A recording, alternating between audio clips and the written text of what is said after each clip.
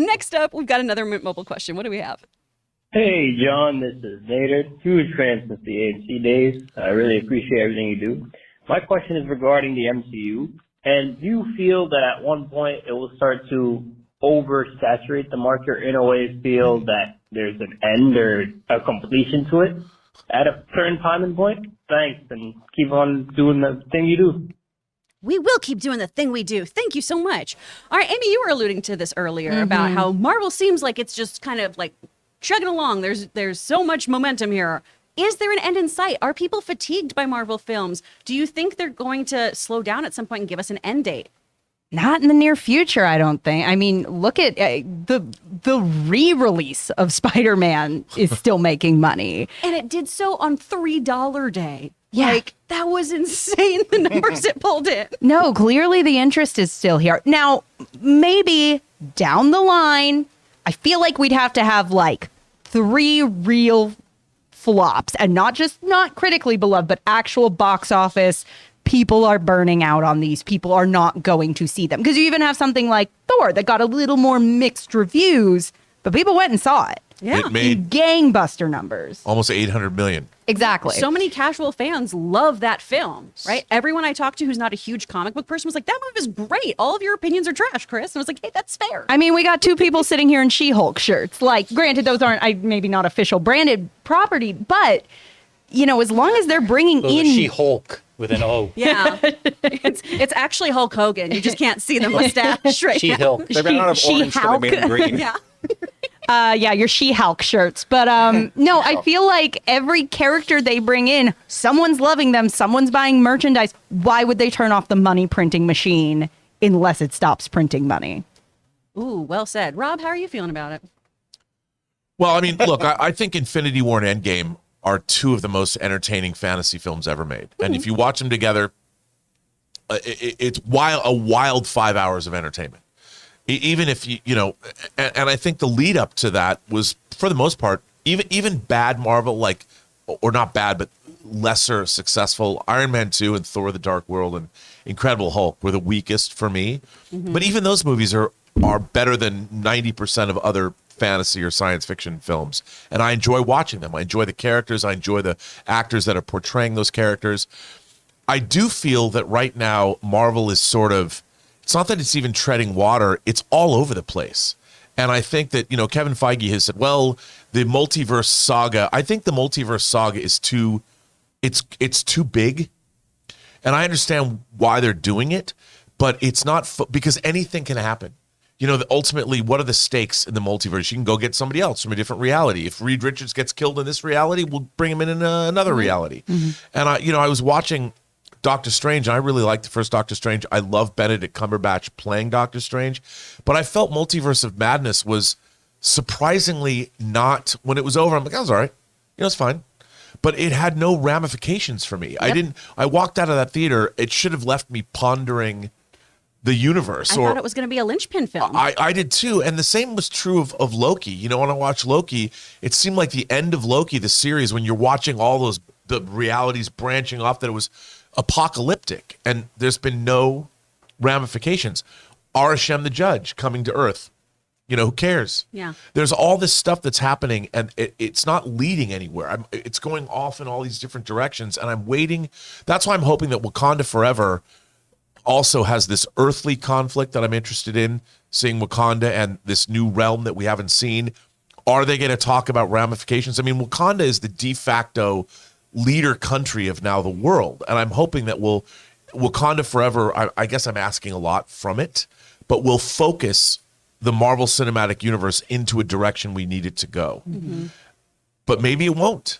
And you know, I'm really, I still enjoy the Marvel movies, but the only Marvel movie I actively disliked was Thor: Love and Thunder. I thought it was silly. I thought it could have been it could have been a beautiful, resonant movie, and I felt half of it was a goof. And yet the story was there, and I just felt like it wasn't focused like it should be. So I don't know. I'm totally with you on that. I feel like we're very spaghetti against the wall right now. Yes. And I'm obviously a huge Marvel fan. I love them, and we have so many cool things in the works, right? I want us to get to live action X-Men. I want Rogue and Squirrel Girl in the universe.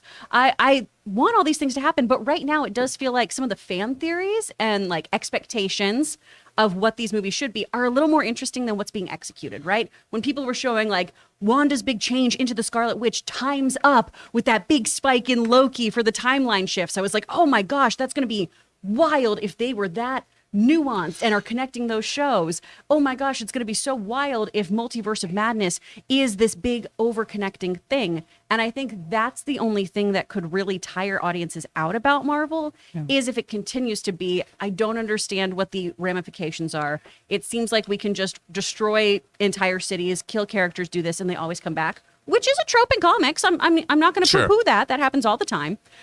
But that's the only thing I could see people getting fatigued by. I just don't feel anything's leading into anything else. You got a Celestial coming out of the ocean, and people are like, whatever. Yeah. Ray, how are you feeling about it? Like up into Avengers, the first Avengers, we were pretty much we knew what kind of theme they were setting, or like what kind of, just the overall feel of the whole, everything was kind of like, they never went off course. It kind of reminds me of like the Xbox. I don't know why I'm going to bring this up.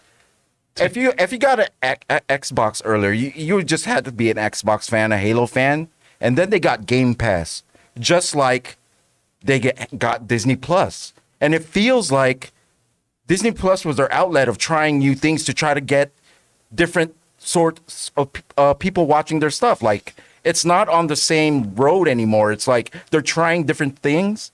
Like on Game Pass, you could try different games, and then it's like you'll play the ones that you like. Other people will play the games you don't like. So it's kind of like that. It's kind of like they're experimenting with things and just trying to grab people with different sorts of ideas. Some of them haven't been working for me.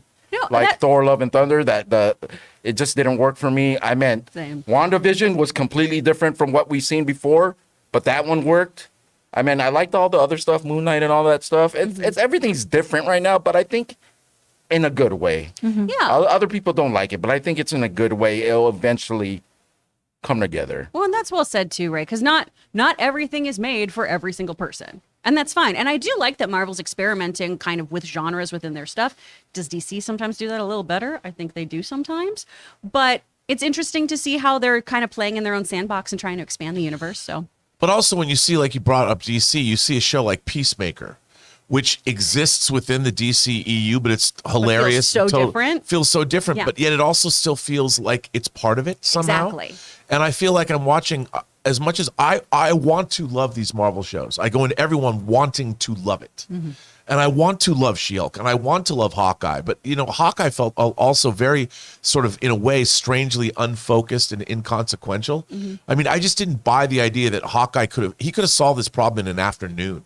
And I'm watching this expanded over 6 hours or 6 30-minute episodes or whatever. And I felt at the end, when it was all over, the only thing that was really interesting is when you have the revelations between Hawkeye and his wife.